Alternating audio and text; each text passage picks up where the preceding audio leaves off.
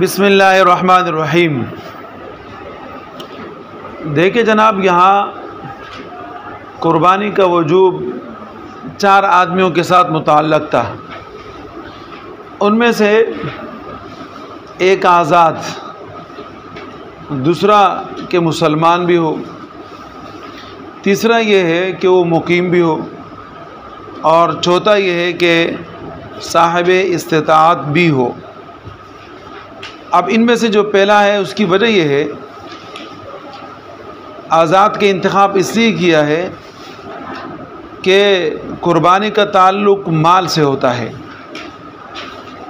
اور مال کا مالک آزاد آدمی بن سکتا ہے، غلام نہیں بن سکتا۔ مال کا مالک آزاد بن سکتا ہے، غلام نہیں بن سکتا۔ دوسرا جو شرط اس کے اندر اسلام کا تھا وہ قربت کی بنا پر ہے، اس لیے کہ قربانی قربت کے لیے کی جاتی ہے، اور قربت مسلمان کا معتبر ہوتا ہے، نہ کہ کسی کافر کا۔ پھر تیسرا شرط یہ تھا کہ کوئی آدمی مقیم ہو تو اس پر قربانی ہے، مسافر پر قربانی اس لیے نہیں ہے کہ مسافر کے لیے قربانی کرنے میں بڑا مشقت ہوتا ہے، اور اسلام نے اس سے اس کی مشقت کو دور کر دیا۔ اسی طرح قربانی کے لیے صاحب استطاعت کا ہونا ضروری ہے۔ اس کی وجہ یہ ہے کہ نبی اکرم صلی اللہ علیہ وسلم کا ابن ماجہ کے اندر ایک روایت ہے، نبی علیہ الصلوۃ نے فرمایا من وجد ساعۃ ولم یضحی فلا یقربن مصلانا۔ اس نص کی وجہ سے صاحب استطاعت مالدار آدمی کے اوپر قربانی واجب ہوتی ہے۔ تو ان 4 آدمیوں کے اوپر قربانی واجب اور لازم ہونے کی وجوہات یہ ہے۔ دوسری بات یہ ہے، یعنی اس آدمی کے اوپر واجب ہوگی کہ اگر کوئی آدمی 52.5 تولے چاندی کا مالک ہو، جتنے مقدار پر صدقۃ الفطر واجب ہوتا ہے اتنے ہی مقدار کے اوپر انسان کے اوپر قربانی لازم آتی ہے، واجب ہو جاتی ہے۔ اتنا مال ہونا چاہیے۔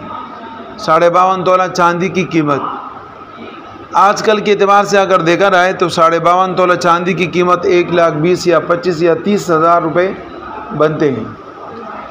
اگر کوئی آدمی مثال کے طور پہ 1,30,000 روپے کا مالک ہے تو اس کے لیے ضروری ہے کہ وہ قربانی کرے، اور یہ جو 1,30,000 روپے اس کے پاس ہے تو یہ 1,30,000 اس کی اپنی ملکیت ہونی چاہیے۔ ایسا نہ ہو کہ کسی سے قرض لیا ہے اور اپنے گھر میں رکھا ہے۔ اگر کسی آدمی نے کسی سے قرض لیا ہے اور اپنے پاس رکھا ہے تو اس کے اوپر قربانی واجب نہیں ہے، اس لیے کہ یہ اس کا اپنا مال نہیں ہے۔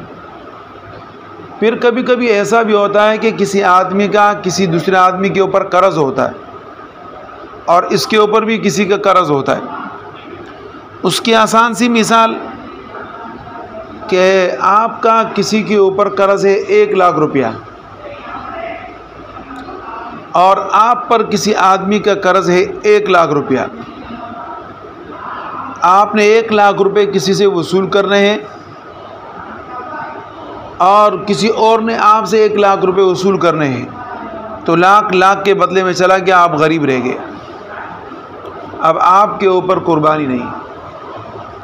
یا اگر آپ کا کسی آدمی کے اوپر 1,00,000 روپے قرض ہے، آپ نے لینے ہیں، اور کسی آدمی کا آپ پر 50,000 روپے ہے، تو گویا کہ اس صورت میں آپ 50,000 روپے کے مالک ہیں، تو تب بھی آپ پر قربانی نہیں ہے۔ تو قربانی کے اندر اس مقدار کو دیکھا جائے گا کہ 52.5 تولہ چاندی کے قیمت کے اعتبار سے آپ مالک بنے تو آپ پر قربانی کیا ہو جائے گی؟ لازم ہو جائے گی اور واجب ہو جائے گی۔